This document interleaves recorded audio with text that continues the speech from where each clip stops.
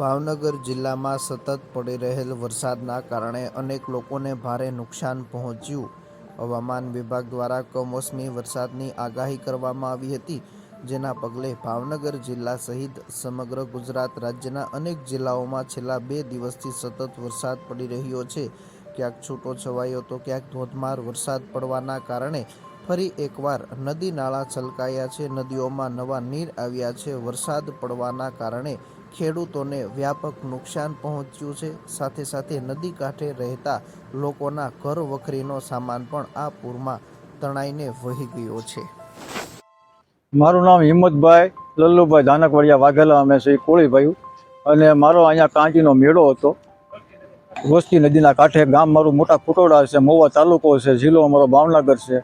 અને અમે અહીં નદીના કાંઠે જે વાડી જે અમારો મેળો કાંજીનો ડુંગળીનો હતો, એમાં 350 મણ અમારી કાંજી હતી. સિંગ અમારી બાજુમાં અમે લેવામાં રહ્યા તો કાંઈક થોડીક સિંગે પણ તણાઈ ગઈ, પણ અહીંયા કાંજીના મેળા પણ તણાઈ ગયા છે. અને બેલા રહ્યા ખાલી છે, નિશાન ખાલી બેલાનું, બધું અમારું પાણીમાં તણાઈને ઉઈ ગયું છે. કેટલીક નુકસાની છે માંડવીમાં ને કાંજીમાં? કાંજી મારી 350 મણથી 1.5 થી 2.5 લાખની મારી કાંજી છે, 1.5 થી 2 લાખ રૂપિયાની. અને સિંગ મારી હતી 3 થી 4 ટ્રેક્ટર મારી સિંગ હતી, એ સિંગે પણ મારી કાંક વેગ તણાઈ ગઈ છે. અને કાંક પણ અમારા હાથમાં આવી અમે લીધી છે. કાંજી કેટલી ટણાની? કાંજી અમારી 300 થી 350, 400 મણ જેટલી હશે અંદાજે. બધી કાંજી વહી ગઈ, એમાં કાંઈ ના નથી રહ્યું. મારું નામ મનસુખ હિંમતભાઈ ધાનકવાડિયા.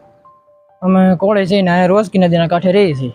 અહીંયા અમારે કાંજીનો મેળો હતો અને એમાં લગભગ 300-350 મણ કાંજી છે. જે કાંજી અહીંયા મેળો કડકેલો હતો અને અહીંયા માંડવી હતી આ બાજુના ભાગમાં.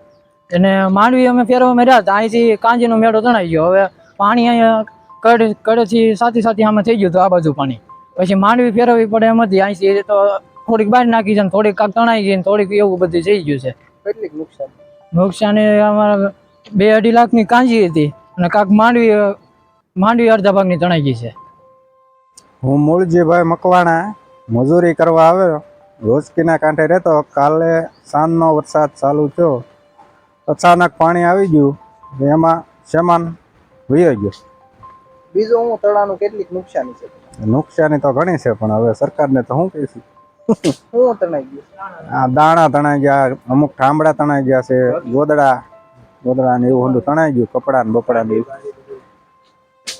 ભાવનગર જિલ્લાની વાત કરવામાં આવે તો ખાસ કરીને મહુવા તાલુકામાં ખૂબ વરસાદ પડ્યો છે, જેના કારણે અનેક રોડ રસ્તાઓ બંધ થયા છે. તો કેટલાક ખેડૂતોએ તૈયાર કરેલ પાકો પાણીમાં તણાયાના દ્રશ્યો સામે આવ્યા છે. મોટા કુટોબડા ગામે રહેતા લોકોને પણ ભારે નુકસાની પહોંચી છે.